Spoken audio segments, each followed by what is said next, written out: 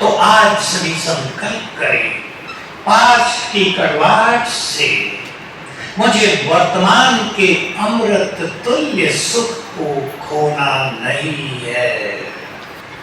पास की कड़वाहट वर्तमान में कंटिन्यू नहीं रखनी है। जो हो गया बाबा को अर्पित। अब नया जीवन, जैसे एक शरीर छोड़ने के बाद दूसरे जीवन में सब कुछ भूल जाता है, अब हमारा नया जन्म है, नया जीवन है, नए विचार हैं, सब कुछ नया है, पुराना भुला देना है। तैयार हैं सभी? तो सुख मिलेगा, प्रभु मिलन का आनंद मिलेगा। बहुत जरूरी है।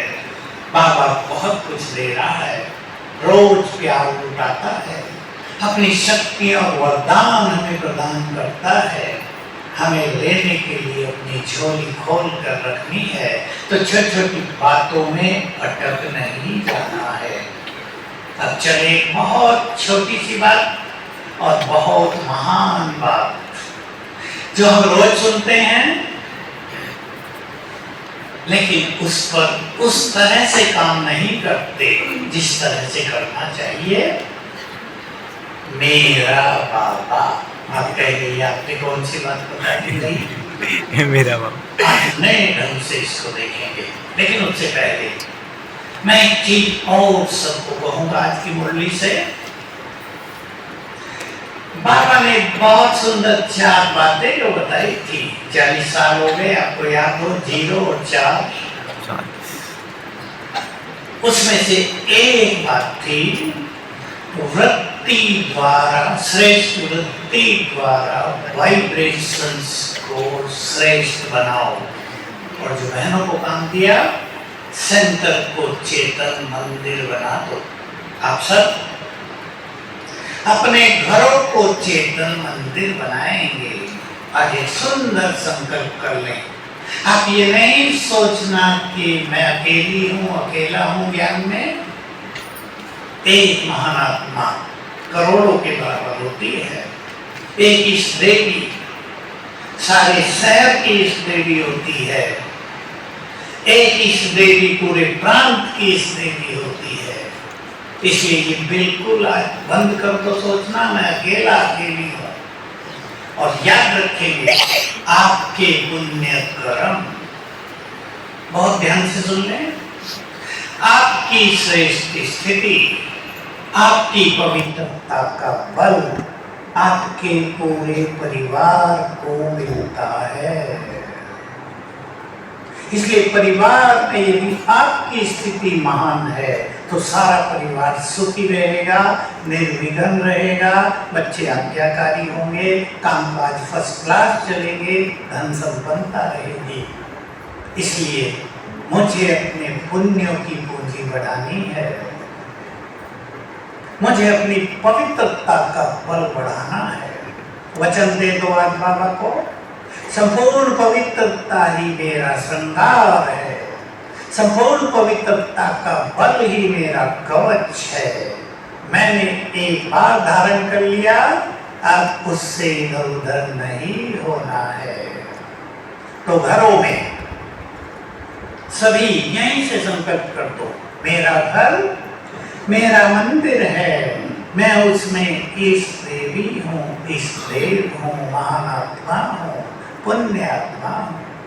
इससे वाइब्रेशंस फैलेंगे। और रोज एक बार सवेरे कभी भी 6 बजे तक, 8 बजे तक अपने घर की सभी आत्माओं को देखते हुए ये संकल्प करना, इसको वृत्ति कहते हैं। जिस नजरिए से हम दूसरों को देखते हैं उसको इंग्लिश में एटीट्यूड कहते हैं, हिंदी में नजरिया, दृष्टिकोण। मेरे घर की ये सभी आत्माएं महान हैं, मेरा घर पुण्य आत्माओं का मंदिर है, मेरे घर में सभी भाग्यवान हैं, बहुत अच्छी आत्माएं हमारे घर में हैं। ये नहीं मेरा एक बच्चा ऐसा, दूसरा ऐसा, इन्होंने तो मेरे नाक में दम कर दिया, मुझे बहुत दुखी कर दिया, मेरी पूंजी नष्ट कर दी। ये छोड़कर अब इस वृत्ति को शुद्ध करेंगे, बहुत सुंदर अनुभव होंगे। मेरा बाबा। मेरा बाबा। उससे अपनापन बढ़ाना है, कहने की बात नहीं। बाबा तो कहता है दिल से कहना मेरा बाबा, तो बाबा हाजिर हो जाएगा। इसके अनुभव बहुत कर रहे हैं और सबको करने हैं, बहुत प्यार से, अपनेपन से। यहाँ एक शब्द नोट कर लें सभी, अपनापन।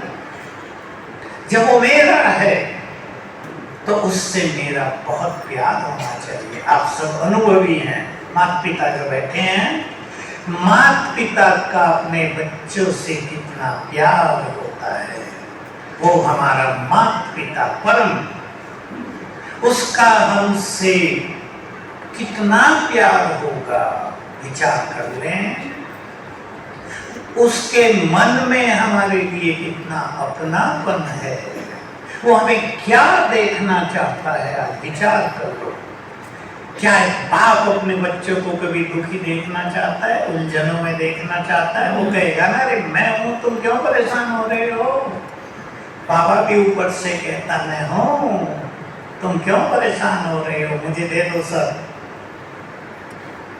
तो प्यार और अधिकार, बाबा के बहुत पुराने महावाक्य हैं। बच्चे, बाप को अपने प्यार और अधिकार की रस्सी में बांध लो। आपने नहीं सुने होंगे कभी, बहुत पुराने महावाक्य। आज इस पे वर्क करना। बाप को अपने प्यार और अधिकार की रस्सी में बांध लो। अधिकार सब बहुत बड़ा है।